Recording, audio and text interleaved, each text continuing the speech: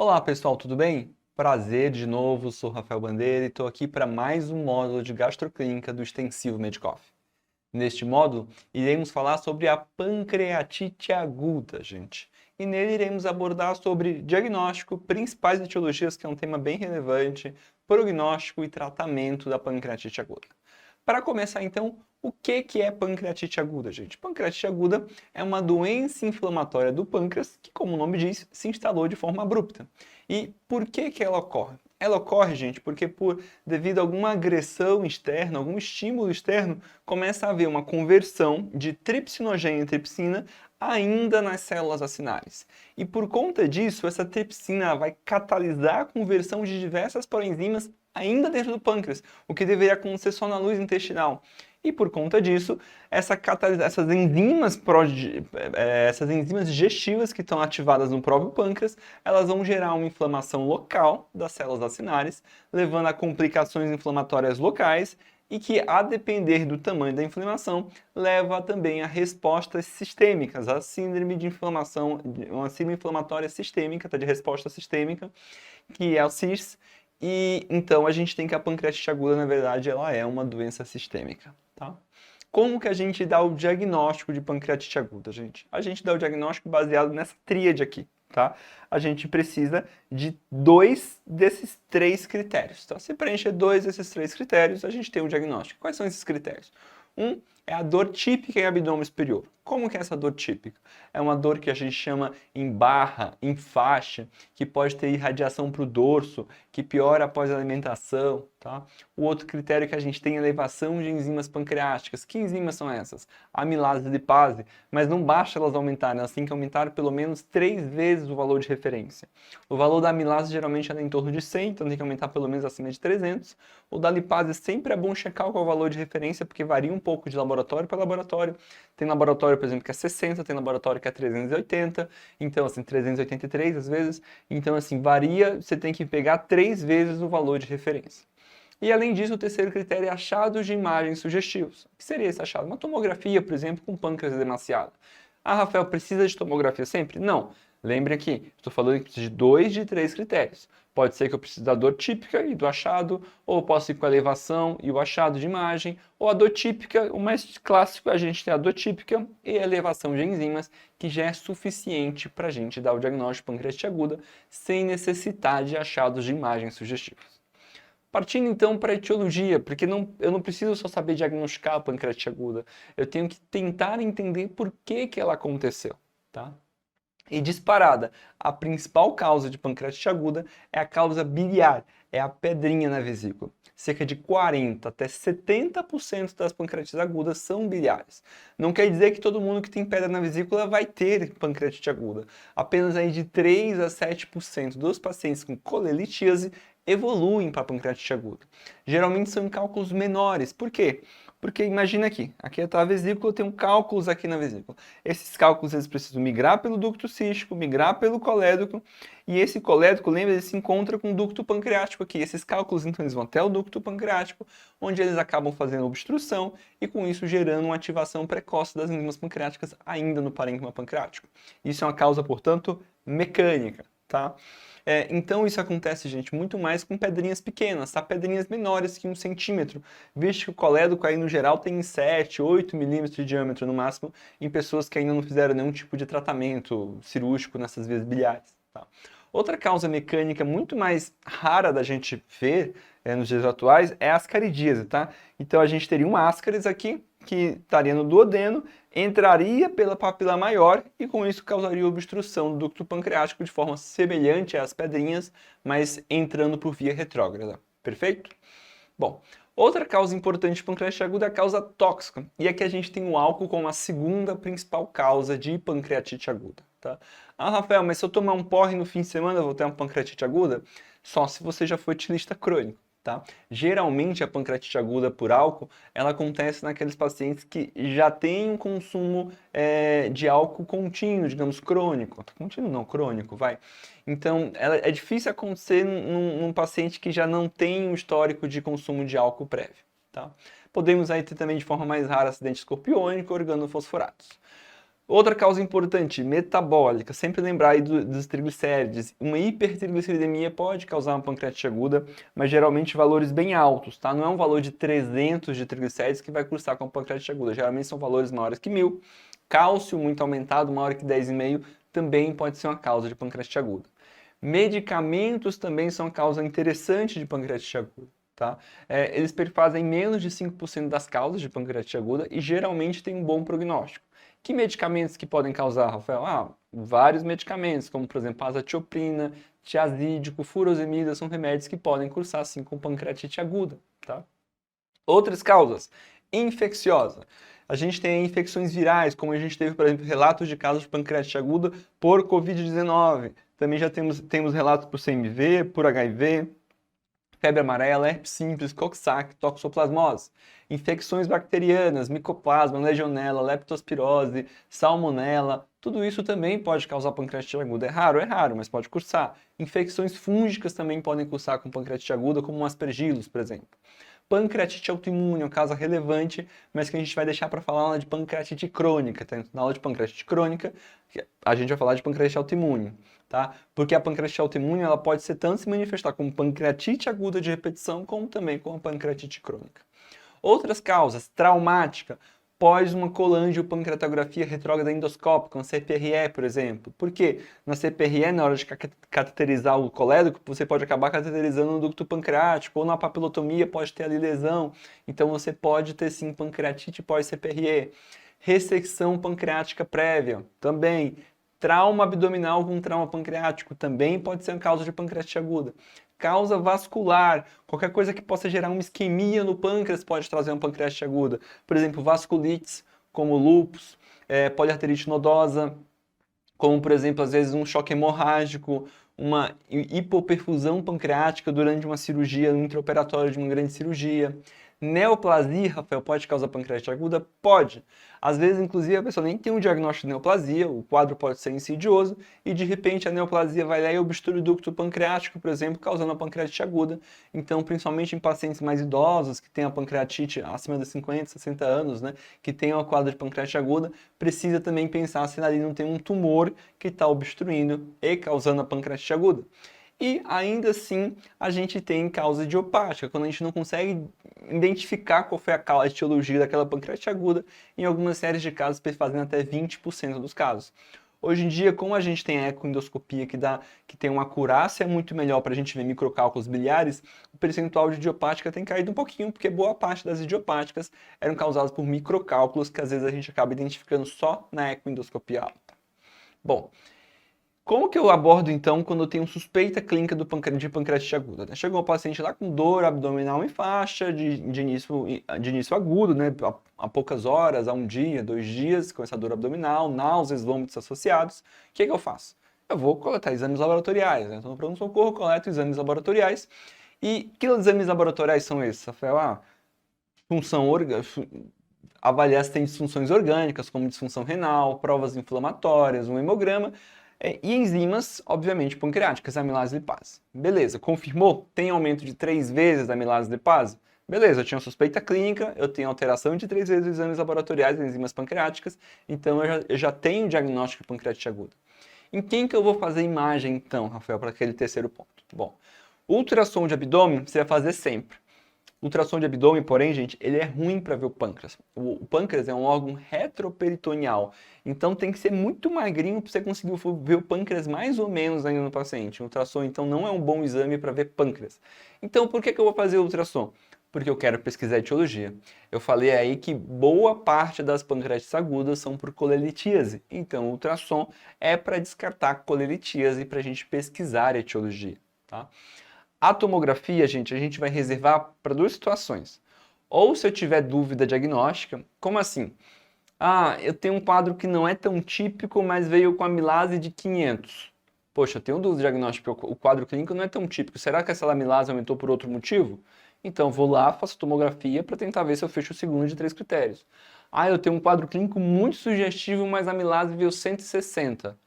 Ah, não aumentou tanto, eu não tenho um critério de exame laboratorial. Então, eu faço a tomografia para eu tentar confirmar o meu diagnóstico. Mas se eu já tenho um diagnóstico confirmado, gente, eu não vou fazer na admissão do paciente. Não tem benefício eu fazer na admissão do paciente.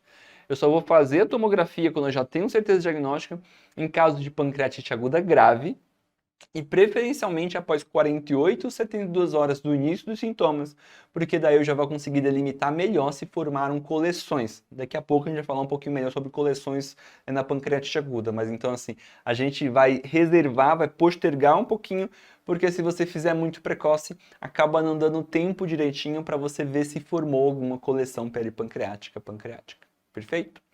Vamos treinar um pouquinho então com SUS São Paulo 2024. Assinar a alternativa correta em relação à indicação de exames na pancreatite aguda. A. A presença de alça sentinela, a dilatação do estômago, do duodeno e do cólon transverso e o apagamento do músculo psoas na radiografia simples de abdômen são achados que influenciam na estratificação da gravidade da pancreatite aguda? Não, eu falei alguma imagem de estômago, duodeno, alça... Não, gente, não tem nada a ver. Psoas na pancreatite aguda? Não, tá errado, tá? Não tem nada a ver. Voou aí. B. A ultrassonografia de abdômen tem grande valor na avaliação de vias biliares, perfeito. E do pâncreas? E na estratificação da pancreatite aguda, na detecção de necrose pancreática? Não. Ultrassom não é bom para a gente ver necrose pancreática, tá, gente? C. A tomo de abdômen não é o exame necessário na pancreatite aguda branda? Não. Se você já tem um diagnóstico firmado, é uma pancreatite leve, a princípio você não precisa da imagem abdominal. Eu sei que na vivência de vocês, chegou no pronto-socorro, já fez tomografia, mas não é o correto, não é porque acabam fazendo muito no dia a dia que é o correto, tá, gente? Então, assim, não precisa de tomografia para todo mundo na pancreatite aguda, certo? D. Então, já marca aí que tá certa a letra C. Vamos ver as outras alternativas. A CPRE está indicada em todos os casos de pancreatite aguda para excluir pancreatite de origem biliar? Não, de forma alguma. Primeiro que a CPRE, como a gente falou, pode ser causa de pancreatite aguda. Ah, mas quando que eu vou fazer na pancreatite aguda? Basicamente, a gente fala isso depois só quando eu tenho um coledocolitíase com colangite. Ah, mas a CPRE não vai me ajudar no diagnóstico de se tem pedra na vesícula? Ajudaria, mas hoje em dia, cada vez menos, praticamente zero, a gente usa a CPRE como diagnóstico para isso. Tá? A CPRE hoje em dia tem um valor muito mais terapêutico do que diagnóstico. Tá? Muito mais interessante eu fazer uma coluna de ressonância que não é invasiva, ou se tiver disponível e os outros exames não tiverem avaliado ainda que tem pedra na vesícula, e o paciente tem uma vesícula e tem uma pancreatite aguda, é interessante também fazer um ultrassom endoscópico ou uma ecoendoscopia alta, tanto faz como você quer chamar, para poder avaliar a presença de microlitíase biliar. Perfeito? Então tá errado, né? Porque o CPRE não é indicado em todos os casos, só em casos muito reservados, tá? E letra E, a presença de gases intestinais e obesidade são fatores limitantes para curar do exame de tomografia? Não. Na tomografia não tem problema ter os gases intestinais e obesidade, concorda comigo? Você está vendo dentro. No ultrassons já isso atrapalharia bastante a janela. Então, presença de gases intestinais e obesidade são fatores muito limitantes no exame de ultrassonografia, mas não de tomografia. Bom, falando então, a questão falava um pouquinho sobre critério, sobre prognóstico, fatores prognósticos, coisas do tipo exame de imagem. Vamos falar então sobre fatores prognósticos da pancreatite aguda, tá? O principal fator prognóstico que a gente usa na pancreatite aguda é a classificação de Atlanta modificada de 2013, tá? Eu sei que já tem aí mais de 10 anos desse critério, mas é um critério importante para a gente, que a gente ainda usa como principal. Esses critérios prognósticos, gente, eles são importantes. Não só o Atlanta modificado, mas outros que a gente vai citar na frente, porque acaba sendo um tema muito recorrente nas questões de prova de pancreatite aguda, tá? Segundo a classificação de Atlanta modificada, a gente tem uma pancreatite leve, tá? Moderadamente grave. Reparem que não é moderada, é moderadamente grave e grave, tá? Então os nomes já atrapalham um pouquinho. É leve, moderadamente grave e grave, tá? Não tem um termo mediano, tá? E aí, como que a gente vai classificar isso? Basicamente, devido à presença de disfunções orgânicas ou de complicações locais. Pancreatite aguda leve é aquela em que você não tem disfunções orgânicas, não tem complicações locais e não tem exacerbação de comorbidades. Já moderadamente grave é aquela em que a gente tem disfunção orgânica reversível em 48 horas. Que disfunções orgânicas são essas? Respiratória, renal, cardiovascular. Respiratória, renal, cardiovascular. Ou se você tiver alguma complicação local ou piora de comorbidades, exacerbação, sei lá, de um diabetes, de um DPOC, já vira moderadamente grave. Então, teve complicação local, moderadamente grave, teve uma insuficiência renal que melhorou em 48 horas, dentro de 48 horas é moderadamente grave, teve uma disfunção orgânica que persistiu por mais de 48 horas, aí é grave. Sei lá, o paciente chocou, está com droga vasoativa, precisou ser entubado e demorou mais de 2 dias isso, demorou mais de 48 horas, é uma pancreatite aguda grave. E esses critérios de disfunções orgânicas, eles são baseados no score de Marshall modificado, tá? Eu sei que tem várias variáveis aqui, o que eu quero que vocês se atentem é para o que é normal, tá? Para o score 0. Porque saiu desse normal, já é alterado, já é uma disfunção orgânica e já entra como moderadamente grave ou grave, dependendo do tempo que demorar. Então, o que seria uma disfunção respiratória? Seria se tiver uma relação PF menor que 400. O normal é ter relação PF maior que 400. Se tiver menor que 400, já é uma disfunção respiratória. O que seria normal para a função renal? Ter uma creatina menor que 1,5. Menor ou igual a 1,5, no caso aqui desse critério de Marshall. Então, assim, se eu tiver uma creatina de 1,8, já é uma disfunção renal. O que seria normal por cardiovascular? Seria ter uma pressão arterial sistólica maior que 90. Então, tá com 80 de pressão arterial sistólica, já é uma disfunção circulatória. Perfeito? Então, vamos lá. Complicações locais. A gente falou que se tiver complicações locais, já é uma pancreatite moderadamente grave. O que são as complicações locais na pancreatite aguda, gente? A gente tem coleções líquidas e tem necrose pancreática, tá? As coleções líquidas, ela pode ser uma coleção líquida peripancreática aguda ou um pseudocisto.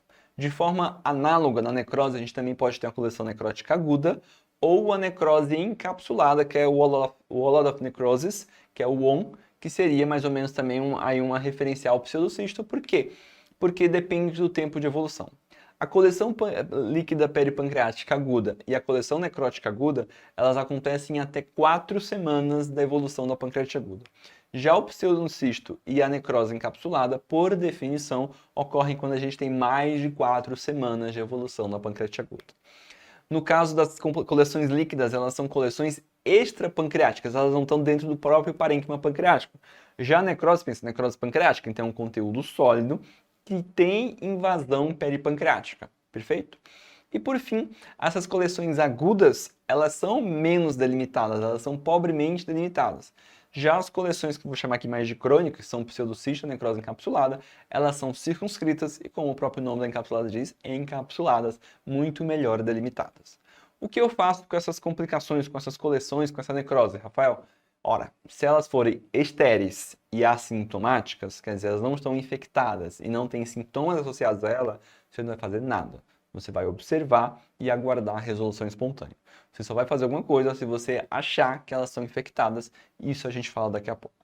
Bom, voltando então, a gente fez um parênteses de complicações locais para falar de prognóstico, porque se tiver complicação local já é moderadamente grave, mas vamos falar agora dos outros critérios prognósticos, tá?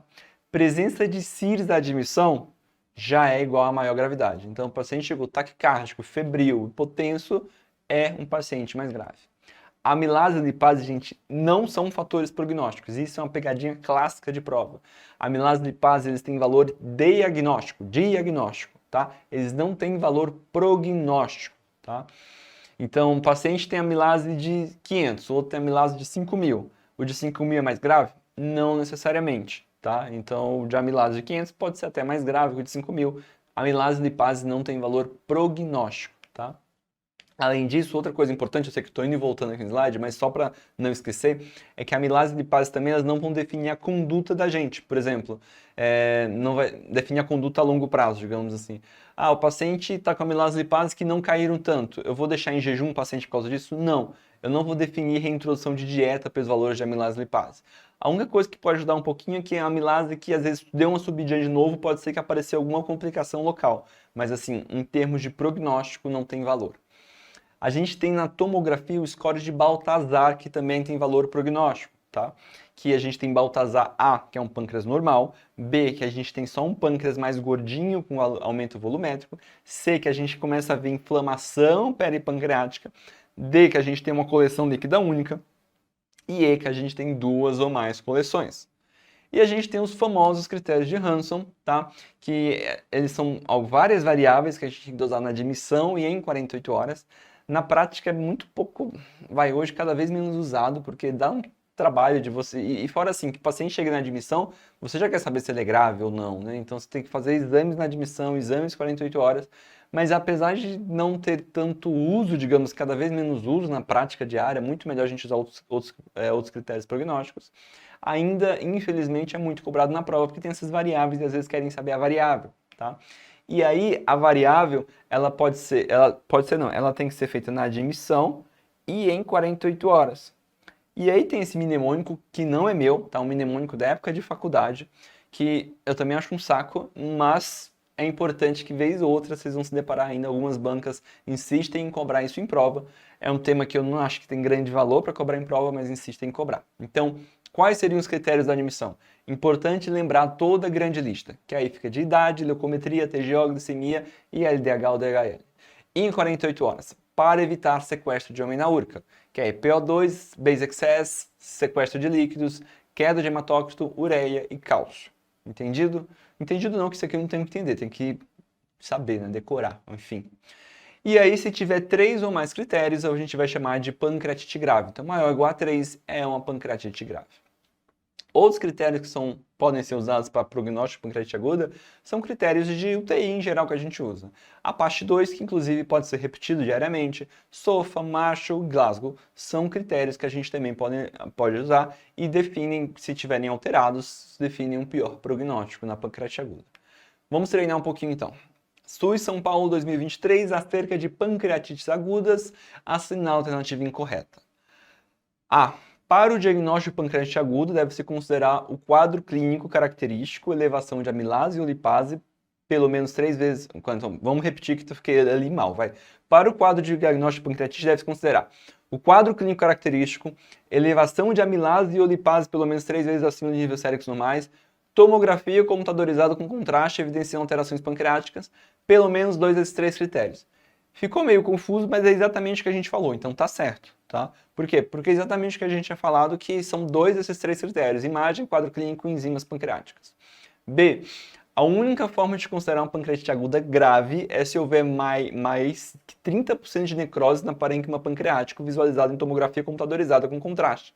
Na ausência de necrose, a pancreatite sempre deverá ser considerada leve. Eu falei isso pra vocês, gente? Falei um monte de critério prognóstico. Eu falei em percentual de necrose de pancreática? Não falei, né? Então, assim, se tiver qualquer necrose, já seria moderadamente grave. Então, isso aqui tá completamente errado, né? Então, assim, não tem essa, tá, gente? Se já tiver disfunção orgânica, mesmo sem complicação local, já é moderadamente grave. Então, nada a ver. Letra B tá errada, tá? Então, ela estava certa, vamos ler o resto. C. A principal etiologia da pancreatite aguda é biliar? Perfeito. Certíssimo. Também são causas de pancreatite aguda, hipertrigliceridemia e hipercalcemia? Perfeito. A ecoendoscopia é um exame de imagem importante durante a investigação de causas de pancreatite aguda? Perfeito. Preciso fazer para todo mundo? Não. Se você já achar um cálculo na vesícula antes, não precisa. Mas se você não achar nenhum cálculo, não achar nenhuma outra causa, você acaba, durante a propedêutica da investigação desse paciente, a ecoendoscopia acaba sendo interessante para a gente investigar uma possível pancreatite biliar por microcálculos. Perfeito? Treinar mais um pouquinho, HCPA 2022. Paciente masculino de 55 anos procurou emergência por dor abdominal com irradiação para dorso, náuseas e vômitos com cerca de 12 horas de evolução. Quadro clínico típico para pancreatite aguda. Perfeito. Tinha histórico de diabetes mellitus tipo 2, hipertensão arterial sistêmica leve, fazia uso de metformina e hidrocloro de tiazida. Hidrocloro de tiazida pode ser uma causa de pancreatite aguda, beleza? Informou que vinha consumindo uma garrafa de vinho por dia nos últimos 2 anos. Ao exame físico apresentava gemência, desconforto em posição antálgica, defesa da palpação epigástrica, extensão abdominal e taquipneia. Quer dizer, tem critérios aí de CIRS até, né? Taquipneia, então é um paciente mais grave. O resultado do teste de glicemia capilar teve um 350, então pode ter tido uma descompensação de base se ele estivesse bem controlado. Considerando a principal hipótese diagnóstica, pancreatite aguda, perfeito. Assinar a alternativa que contempla um indicativo de gravidade. Opa! Basicamente, ele colocou aqui os critérios de Marshall para a gente ver disfunção orgânica. A gente falou sobre isso, né? Pressão arterial 15/9. Não, né? Lembra, pressão arterial tinha que ser menor que 90 para a gente chamar de disfunção orgânica. Creatinina 1,35 não, tinha que ser maior que 1,5 para a gente chamar de disfunção orgânica. PAF de 289, perfeito. Uma relação PF, PO2, FiO2 menor que 400, era uma disfunção orgânica. Então C está correta, porque é indicativo de pancreatite aguda grave. Gasometria arterial com pH de 7,36, não, a gente não falou, na verdade não entra como critério, e esse pH tá até bom, né? Bom, SUS São Paulo 2024. Em relação à pancreatite aguda, assinale a alternativa incorreta. A elevação persistente da amilase é indício de complicação como abscesso e pseudocisto? É verdade, gente. Um aumento de amilase que não cai, às vezes pode indicar alguma complicação local, tá? Não tem valor prognóstico, como a gente falou, mas às vezes pode sim indicar uma complicação local, então tá certa. B. Nos casos de pancreatite aguda letal, grave, a amilase pode estar normal, provavelmente pela grande distribuição glandular? Sim.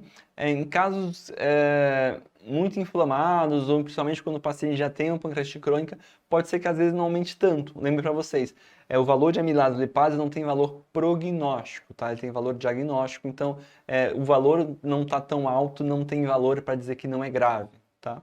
C. A lipase é o melhor indicador de pancreatite em pacientes que são vistos vários dias após o início da crise pancreática?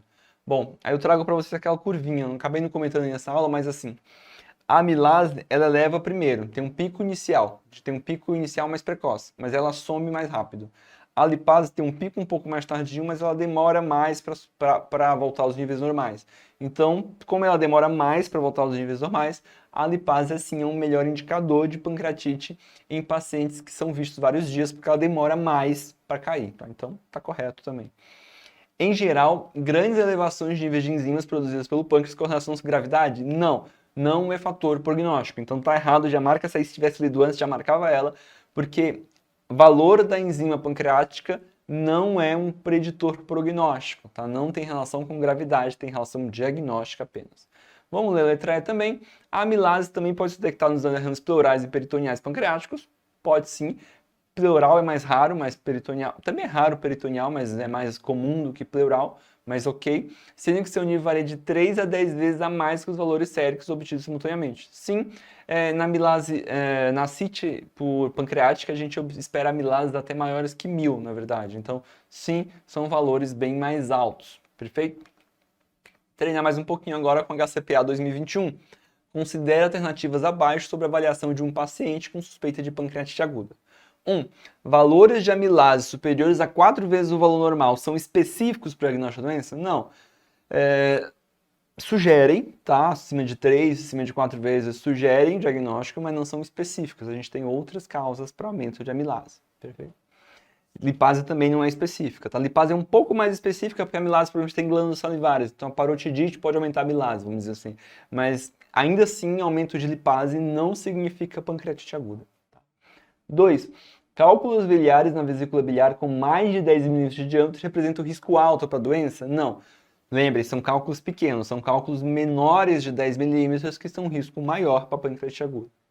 E 3. Quadro grave da doença caracterizado pela falência de múltiplos órgãos persistentes por mais de 48 horas, perfeito, ou pela presença de complicações pancreáticas e peripancreáticas? Não. Complicações peripancreáticas e peripancreáticas não classifica como grave, classifica como moderadamente grave, segundo a Atlanta. Então, tá errada também. Então, não tinha alternativa, então por isso que essa questão foi anulada. Perfeito? Vamos passar então, gente, para o tratamento da pancreatite aguda. O tratamento da pancreatite aguda se baseia num tripé, tá? Dieta, hidratação e analgesia. A dieta, todo mundo sabe, quando o paciente chega no pronto-socorro e tem diagnóstico de pancreatite aguda, classicamente a gente deixa o paciente em jejum, tá? Mas não é para deixar o paciente em jejum e esquecer de dar comida ao paciente, tá, gente? A alimentação é precoce, principalmente na maioria dos casos que são pancreatites leves. E a via oral e interal são preferidas. Se o paciente tem condição de comer por boca, ele vai comer por boca. Então, assim, tão logo o paciente melhore da dor abdominal, tão logo o paciente melhore das náuseas, melhore dos vômitos e tenha vontade de comer, a gente libera a dieta para ele, tá? E não há necessidade de iniciar uma dieta líquida e não há necessidade da amilase e lipase estarem normais, pelo amor de Deus, tá? Que a gente falou mais cedo da amilase e lipase. Então, não precisa estar normal os valores das enzimas pancreáticas para a gente iniciar a dieta. Que isso, infelizmente, a gente vê um pouco na prática, às vezes. E é até normal que ela suba um pouquinho depois que começa a dieta. Mas se o paciente estiver clinicamente bem, ele pode comer. E por que que hoje em dia a alimentação, a gente foca muito nisso, na alimentação precoce, que é a alimentação preferencialmente por via oral e enteral? Porque o jejum prolongado, gente, ele vai levar à atrofia da mucosa intestinal.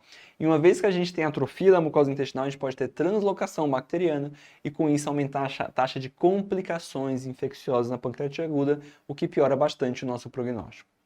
Quanto à hidratação, é mais ou menos no caso da sepse, gente. Hidratação vigorosa, primeiras 12, 24 horas, preferir cristalóide, principalmente Ringer, exceto se tiver hipercalcemia, e guiado por metas, guiado por frequência cardíaca, guiado por pressão arterial média, guiado por débito urinário, tá? Então a gente não é para ficar sufocando o paciente de soro 10 dias, tá? Primeiras 12, 24 horas, depois vai hidratando conforme metas e não precisa mais daquela hidratação tão vigorosa depois de 24 horas. E quanto à analgesia, fundamental, visto que a dor é o sintoma cardinal do paciente com pancreatite aguda, então a gente tem que focar bastante na analgesia. Para o paciente é o que faz mais diferença para ele na hora do pronto-socorro.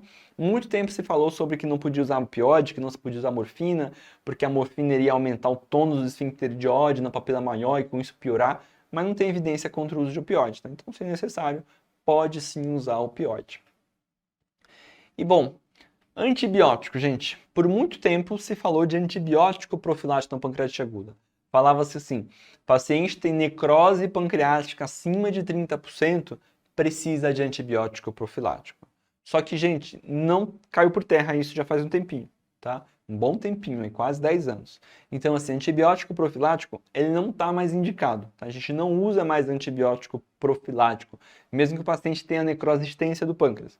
A gente vai reservar antibiótico não para profilático, mas para terapêutico, em caso de que a gente suspeita de infecção. Então a gente reserva o antibiótico só para quando está com suspeita de infecção. E quando que a gente vai suspeitar que está com infecção? Quando o paciente está vindo bem, aí de repente é um paciente que a gente sabe que tem necrose pancreática, depois de uns 7, 10 dias ele começa a piorar de novo. Então daí a gente vai pensar, poxa, deve ter infectado aquela necrose que ele tinha, porque estava indo tudo muito bem e agora ele piorou. E aí o que a gente faz quando a gente suspeita disso? Ou a gente prescreve antibiótico empírico de amplo espectro, que tem a penetração melhor no pâncreas, preferência aí para o carbapenêmico, principalmente o meropenem. Tem algumas referências que falam que poderia usar quinolona, mas na prática a gente usa muito mais carbapenêmico. Ou se faz uma punção com aspirado de agulha fina, guiado por tomografia ou guiado por ecoendoscopia dessa necrose para fazer cultura e fazer o diagnóstico. Na prática a gente usa muito mais antibiótico, tá, gente? Mas você também estaria autorizado a fazer essa punção guiada por tomografia, mas a gente tenta ser menos invasivo muitas vezes, tá? E aí, se tiver essa necrose infectada, a gente vai precisar drenar, tá certo? Quando que a gente drena essa necrose infectada? Se o paciente estiver instável, um foco fechado, a gente vai tentar tender a fazer uma drenagem imediata. Se estiver estável, a gente vai tentar adiar e vai deixar dar um antibiótico, vai esfriar um pouquinho e adia uns 4, 8 semanas para tentar ficar menos inflamado o local que você vai abordar. Tá? Essa drenagem ela pode ser guiada por ecoendoscopia ou guiada por via percutânea por tomografia, por exemplo. Tá? E também pode ser feita uma necrosectomia endoscópica ou mesmo uma necrosectomia cirúrgica. Tá? Colestectomia, quando que eu vou fazer? Eu falei para vocês que pancreatite aguda, a principal causa é pedrinha na vesícula. Então eu vou lá e tiro a vesícula, obviamente, certo? Mas quando que eu tiro?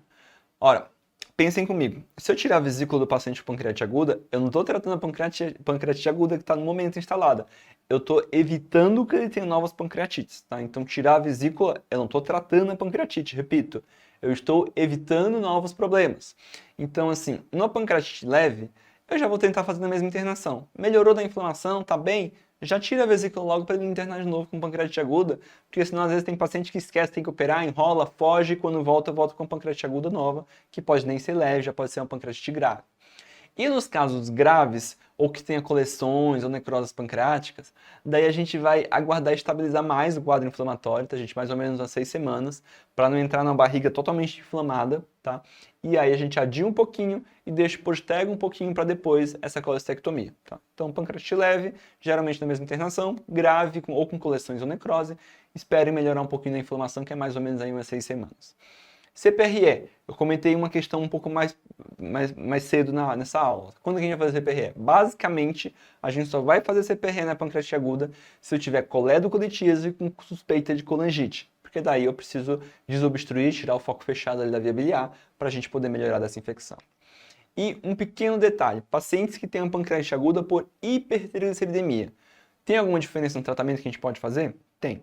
Algumas séries de casos falam que a heparina pode melhorar um pouquinho, diminuir essa esse triglicérides, que a insulina poderia reduzir também, agir na redução dos triglicérides, e a plasmaféres é uma arma muito interessante que a gente tem para quando a gente tem triglicérides muito altos num paciente muito grave, tipo, sei lá, triglicérides de 5.000, 3.000 e um paciente com pancreatite aguda grave, tá? Então, a plasmaféres pode ajudar a gente para baixar bem rápido o nível desses triglicérides.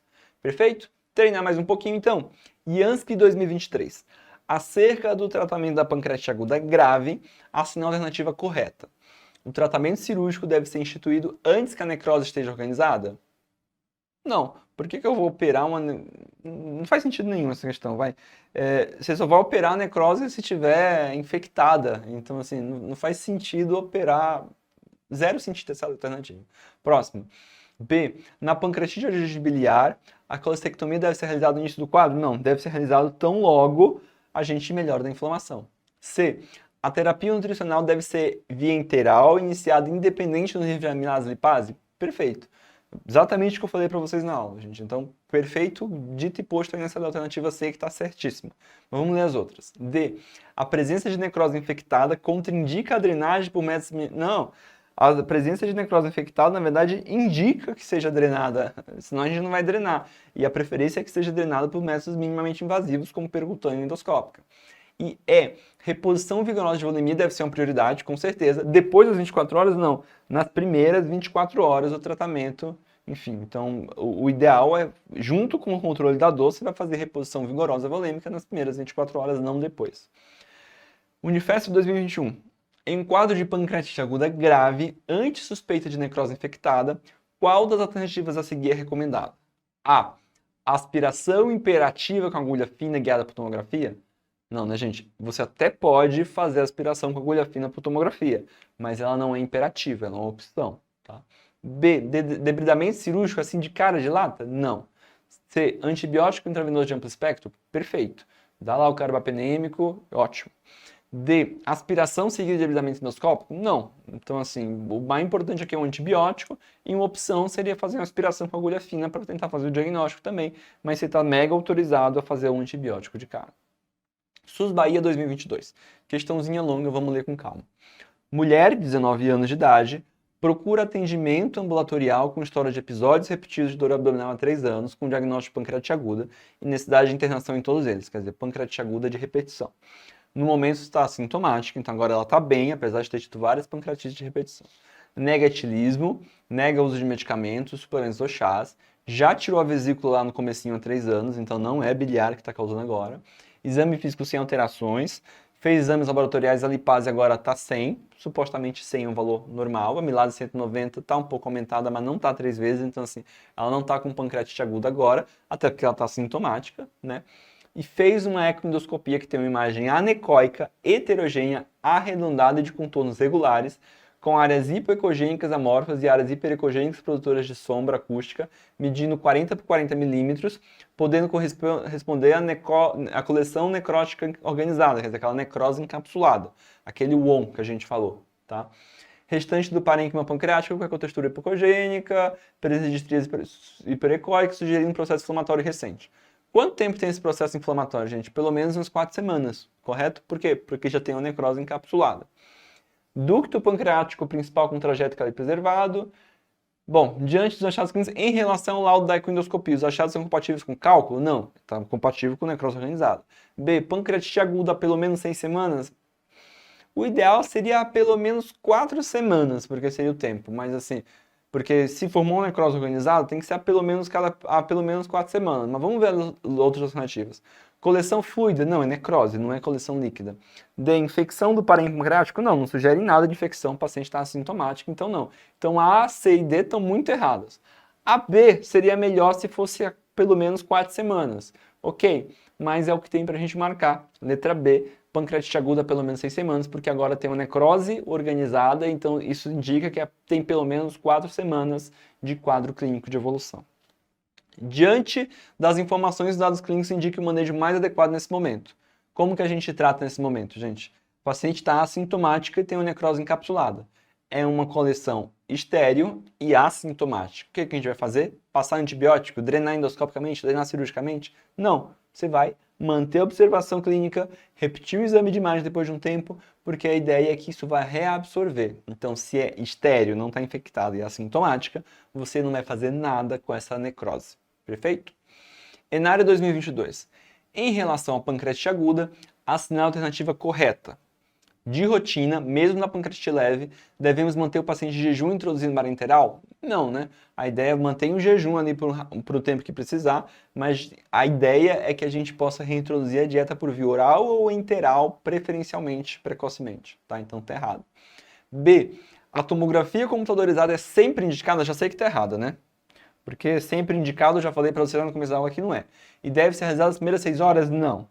De preferência depois, quando indicado, a maioria dos casos é depois de 48 horas. Então, completamente errado. Pode estar presente o sinal de Cullen, equimose em flancos? E aí, Rafael, você não falou disso na aula, como que eu vou responder? Então vamos falar, né? A gente tem 2 sinais que podem ser compatíveis na alergia com hemorragia retroperitoneal, tá? Eles não são sugestivos, não são específicos para pancreatite aguda, mas podem estar associados aí com quadro de pancreatite aguda grave, tá? A gente tem aqui o sinal de Cullen, que é essa equimose periumbilical, tá certo? E a gente tem o sinal de Gray-Turner, que é essa equimose em flancos, tá? Então, quando ele fala sinal de Cullen, equimose em flancos, tá errado, porque deveria ser sinal de Gray-Turner, ok? D. A lipase sérica não tem melhor especificidade quando comparada à milase. Tem, é mais específica sim. Ainda tem sido reduzidos mais rapidamente quando comparado à milase? Não. A lipase é mais específica que a milase e demora um pouco mais para atingir o pico, mas também demora um pouquinho mais para cair, tá? Fica aumentado um tempo maior. Então tá errado. Então tem que ser a E, né? Vamos ver a E. Infecções virais por cachumba, Coxsackie B, hepatite A ou B podem ser causa de pancreatite aguda? Podem. Infecções virais podem ser causa de pancreatite aguda. Espero que vocês tenham entendido tudo que a gente tinha para falar. A gente tentou pôr bastante questão para mostrar para vocês que é um tema que cai muito em prova, tá? Obrigado pela atenção de vocês e nos vemos nos próximos módulos do Medicoff. Abração!